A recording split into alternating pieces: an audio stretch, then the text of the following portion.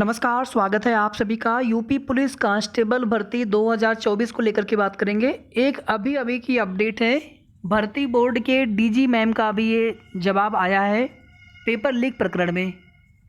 इसके पहले आप सभी को यहाँ पर एक और अपडेट दिखाना चाहेंगे कि यहाँ पर कोचिंग संचालक को पुलिस ने किया गिरफ्तार, पेपर लीक होने का दावा कर रहे थे।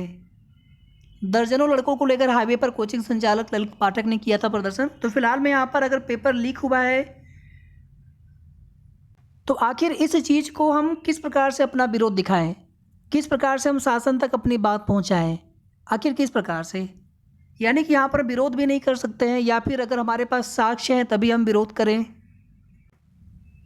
लोकतंत्र में अपनी बात रखने का अधिकार होता है और शासन को उस पर विचार करना चाहिए कि आखिर ये अभ्यर्थी क्यों परेशान है। बेवजह तो कोई ऐसे विरोध करेगा नहीं। अब देखिए, आज के डेली न्यूज़पेपर के माध्यम से आप सभी ने जो भी देखा हो, कल आपने जो भी देखा हो, अब उसके आगे आप यहाँ पर देखिए, संशोधन यूपी तक के द्वारा ये जानकारी दी गई है। उत्तर प्रदेश पुलिस सिपाही भर्ती परीक्षा मामले में आंतरिक समिति का गठन आने वाले समय में निकलने वाले भर्तियों और उसकी तैयारियों को लेकर सहूलियत को देखते हुए किया गया है, कथित पेपर लीक की जाँच के लिए नहीं। जबकि अभी तक क्या था, अभी तक आप सभी यही समझ रहे थे कि पेपर लीक जांच के लिए ये समिति गठित की गई है। आप सभी अभी लगभग आज सुबह तक आप सभी यही समझ रहे थे। लेकिन अब यहाँ पर देख लीजिए कि ये जो समिति गठित की गई है, ये आने वाले भर्तियों की तैयारियों को लेकर के सहूलियत के लिए, ताकि उसमें कोई दिक्कत ना हो, ना कि आपकी भर्ती में पेपर लीक के लिए। भर्ती बोर्ड की डीजी रेणुका मिश्रा ने साफ किया कि ये समिति एग्जाम प्रक्रिया के मूल्यांकन को लेकर रिपोर्ट तैयार करेगी, जिससे भविष्य में होने वाली भर्ती प्रक्रिया में सुधार लाया जा सके।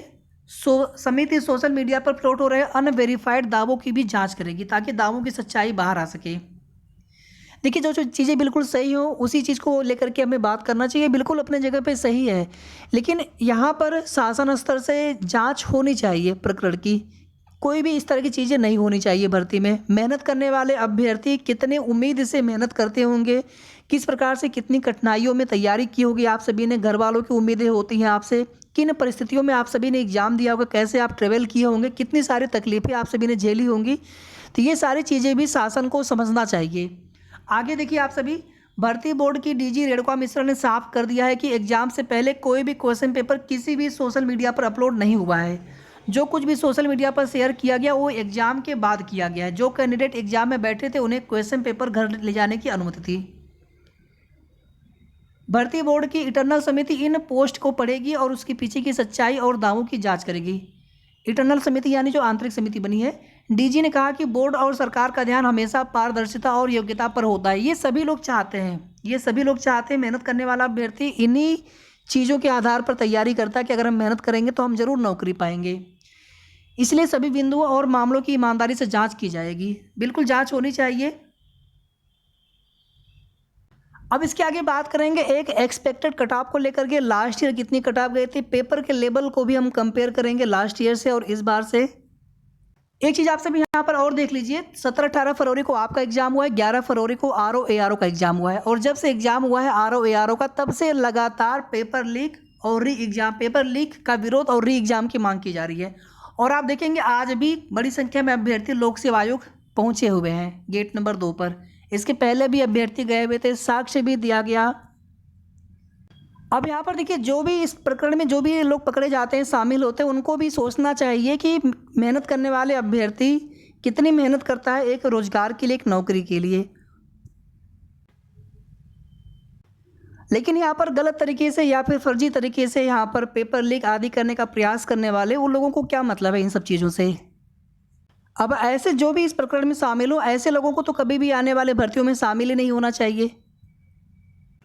अब यहाँ पर बात करेंगे कट ऑफ को लेकर के। वीडियो को आप सभी जितना हो सके प्लीज़ शेयर कर दीजिएगा, लाइक आप सभी कर दीजिएगा, और अगर आपने अभी तक चैनल को सब्सक्राइब ना किया हो तो सब्सक्राइब भी कर लीजिएगा। देखिए, लास्ट ईयर में 2018 वाले में कट ऑफ थोड़ी ज़्यादा गई थी, फिर 2019 वाले में कट ऑफ कम गई थी। 2 भर्तियां लगातार की गई थी थोड़े अंतर पर। फिर आप देखेंगे 4-5 साल के बाद ये भर्ती आई है 60,000 से ज़्यादा पदों पर। अब देखिए, 2018 वाले यूपी की ही बात कर रहे हैं, कांस्टेबल भर्ती में अगर आप देखेंगे तो जनरल की कट ऑफ 225 के लगभग गई हुई थी मेल में, और फीमेल में 199.5 समथिंग गया था, यानी 200 के लगभग गया था। 2019 में अगर आप देखेंगे तो 193 ये 2018 में कट ऑफ मेल का हो गया और ये हो गया आपका फीमेल का 2018 में। 2019 वाली जो फाइनल कट ऑफ बनी थी उसमें आप देखेंगे तो 193.87 ये हो गया आपका जनरल के लिए, और 140 माफ़ी चाहेंगे फीमेल के लिए कुछ कट ऑफ इससे कम गई हुई थी, ये जनरल के लिए है। अब देखिए इस वाली भर्ती में एक मेरा अनुमान है, बाकी आप सभी से एक रिक्वेस्ट है कि नेगेटिव मार्किंग हटाने के बाद आप सभी कमेंट करके ज़रूर बताइएगा कि कितने क्वेश्चन आपके करेक्ट हो रहे होंगे, तो थोड़ा सा उससे भी आइडिया लगेगा। बाकी जो मेरा अनुमान है उसके अकॉर्डिंग 220 के आसपास होना चाहिए लगभग। ये मार्क्स है, क्वेश्चन नहीं है, मार्क्स है 150 क्वेश्चन 300 नंबर का, तो 220 के आसपास, यानी इसमें ±5 कर लीजिएगा, प्लस नहीं बल्कि माइनस यहाँ पर 5 कर लीजिएगा, प्लस का कोई मतलब होता नहीं है। तो लगभग यहाँ पर 215 से 220 कट ऑफ जानी चाहिए जनरल के लिए। ये फाइनल मेरिट लिस्ट की बात की जा रही है, ना कि पहले जो फिजिकल दौड़ आदि के लिए कट ऑफ मेरिट बनती है वो नहीं, जो फाइनल मेरिट बनती है उसकी बात की जा रही है।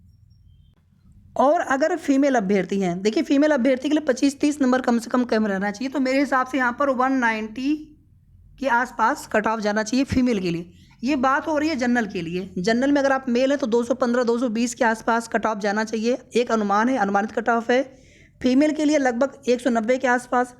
अब जो अदर कैटेगरी के अभ्यर्थी हैं, जैसे जनरल मेल की बात हो गई, इसी तरह से मेल में EWS हैं या फिर OBC हैं, तो आप लगभग 10 नंबर, 8 नंबर, 9 नंबर, 10 नंबर आप कम करके यहीं से एक अनुमान लगा सकते हैं, यानी कि लगभग 205, 210 अधिकतम इसी के आसपास कट ऑफ जाना चाहिए EWS के लिए, OBC के लिए।